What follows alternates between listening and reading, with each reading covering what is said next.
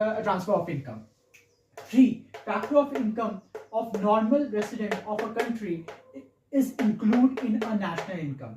कैसे factor income को हम लोग नेशनल इनकम में इंक्लूड भी करते हैं कैसे एक normal residence of the country वो काम कर रहा है, उसके बदले में हम लोग को उसी पैसा से सम अमाउंट ऑफ टैक्स दे रहा है, उसको हम लोग नेशनल इनकम भी कहते हैं, क्या नेशनल इनकम कहते हैं.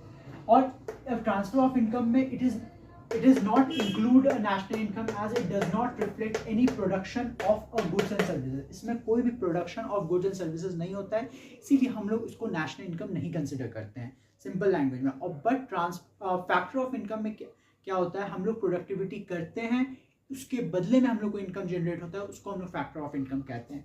लास्ट पॉइंट ये है, it receive by the factor of production, it receive by the house hold and government. इसमें हम लोग फैक्टर ऑफ इनकम में हम लोग फैक्टर ऑफ प्रोडक्शन